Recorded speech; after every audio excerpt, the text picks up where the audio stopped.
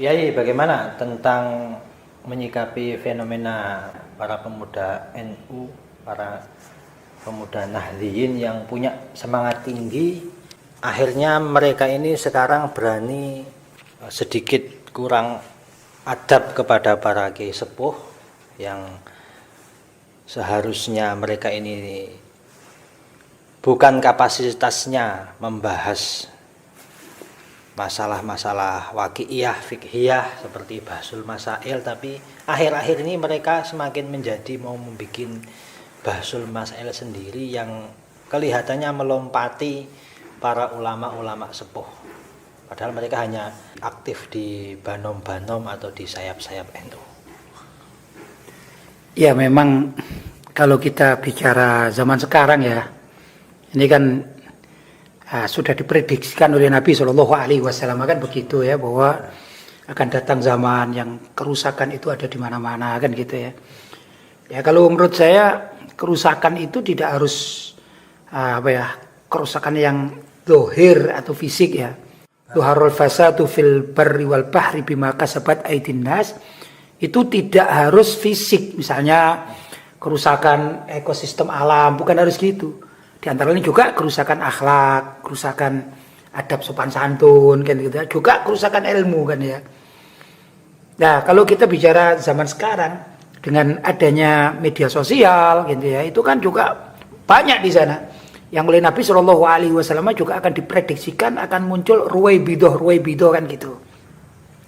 Di antara ruwaibidoh itu adalah ya pemuda-pemuda yang belum kapasitasnya kan gitu, kemudian membuat suatu kesepakatan di antara mereka, walaupun ya kadang-kadang juga mendatangkan tokoh-tokoh sepuh, tapi kepentingannya itu kan bukan kepentingan murni agama kan gitu. Ini yang sering macam-macam, ada kepentingan politik, ada golongan, ada kebangsaan, ada dan segala macam kan begitu. Maka mereka membuat ya langkah-langkah itu.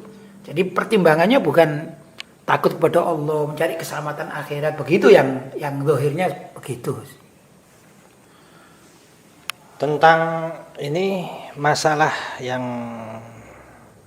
kemarin sempat menjadi polemik, menjadi perbincangan hangat. Jadi sepertinya para kiai sepuh ini kecewa bagaimana seharusnya yang mempunyai kapasitas untuk membuat istilahnya semacam, mungkin belum setingkat fatwa seperti keputusan fikih itu kan lembaga khusus, yaitu ada LBM, Lembaga Bahsul Masail dalam tubuh NU, yang isinya ya memang para ulama yang sudah punya kapasitas, dan sebagian pemuda-pemuda NU ini yang harusnya mereka ini cuma menjadi tangan daripada NU ini kok pengen menjadi kepala atau mungkin pengen membuat mungkin tidak seharusnya mereka berbuat seperti itu.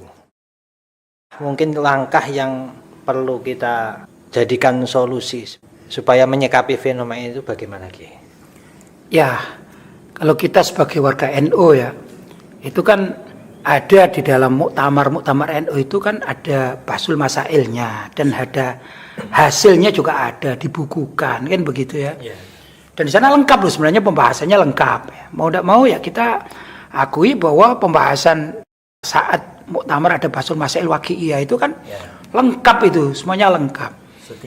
Hampir setiap cabang, iya, dan mereka adalah ulama-ulama atau para kiai-kiai, pengasuh-pengasuh pesantren kan begitu, dengan kapasitas yang sudah sangat memadai gitu ya. Dan dibukukan, diakui itu. Itu mestinya jadi rujukan warga NU kan begitu. Nah, kalau sekarang ada karena kepentingan kan ini ya memang susah. Ya, ini bisa dikatakan ini anak-anak durhaka terhadap orang tua mereka, yang orang tua mereka ini adalah para kiai, para ulama kan begitu. Nah, kalau sekarang ada seorang ya anak pemuda lah gitu kemudian durhaka kepada orang tuanya, ini kan bukan orang soleh.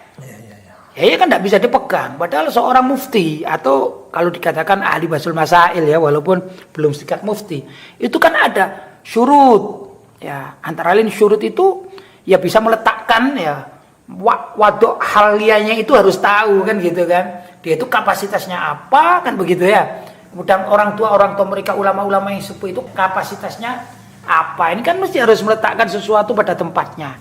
Maka ya pemuda-pemuda yang asal saja ingin euforia lebih tinggi gitu ya, yang ingin euforianya itu tampak itu, ini kan apa ya, dia terkesan bahwa ini hanya urusan ingin syuhro saja, ingin masyhur kan gitu. Nah, ini yang tidak benar. Maka di dalam kaidah ulama-ulama ya, NU lah, termasuk juga zaman dahulu kala, kalau bicara organisasi NU, maka sebenarnya yang demikian ini sudah harus ada teguran, kan begitu ya. Nah, kalau memang teguran itu tidak diindahkan, ya semestinya dikeluarkan daripada organisasi NU kan gitu. Itu begitu yang jelas. Jadi kita harus merujuk pada organisasi juga yang sudah ada, dan konon asasinya juga sudah ada, bagaimana dibentuknya lembaga-lembaga Banom-Banom kan sudah ada semuanya. Harus rujuknya kepada pusat kan gitu. Begitu yang semestinya. Ya. Dan sekarang ini yang lebih menjadi membingungkan adalah sikap mana yang harus ditaati. Karena mungkin dari Tanfidiyah dan Suriah sendiri ada perbedaan pendapat menyikapi anak-anak muda ini. Anak-anak muda yang mereka sebut membahas fikih tapi dengan apa? Bukan mengambil sumber dari kitab-kitab fikih para ulama salaf, para ulama madhab, tapi mencampur adukkan. Kadang ibarat fikih justru dikalahkan dengan apa yang mereka sebut pemikiran-pemikiran dari kebangsaan, atau mungkin sudah ada campur tangan dari pemerintah. Jadi mereka ya merasa dilindungi oleh pemerintah. Juga dari pengurus harian Tanfidiyah ini tidak menegur. Mungkin teguran datang dari Suriah, tapi Tanfidiyah sendiri justru malah datang di acaranya mendukung. Itu bagaimana? Ya masalahnya kan Tanfidiyah sendiri sekarang itu kan bertentangan dengan Suriah kan gitu. Jadi ini juga salah gitu ya. Kalau misalnya organisasi jelas salah, jelas melanggar ADART kan gitu. Jadi yang benar itu Suriah dan jajarannya itu mencetuskan suatu hukum dalam bab ini ya, Basul Masail. Kemudian dikatakan Tanfidiyah itu kan pelaksana. Ya kalau Tanfidiyahnya sendiri ingin jadi pencetus hukum itu kan namanya ya kacau di dalam berorganisasi. Inilah kerusakan demi kerusakan itu menjadi ada karena memang keluar dari aturan main. Jadi banyak sekali tokoh-tokoh kita keluar dari aturan main. Ini sebenarnya ya sudah bisa ya, kalau secara organisasi ini harus diganti gitu. Jadi perlulah barangkali begitu ya, gerakan-gerakan bagaimana caranya membersihkan NU mulai dari struktur atas sampai ke bawah, dan juga pada banom-banomnya ini dikembalikan lagi kepada aturan main. Mana yang tidak sesuai aturan main mestinya ya diganti kan begitu. Ini barangkali semacam itu, kalau itu dilakukan bersama-sama ya insya Allah NU ini akan menjadi bersih, NU menjadi kembali lagi seperti apa yang dulu dicetuskan atau didirikan di zamannya Kiai Haji Hasyim Asy'ari.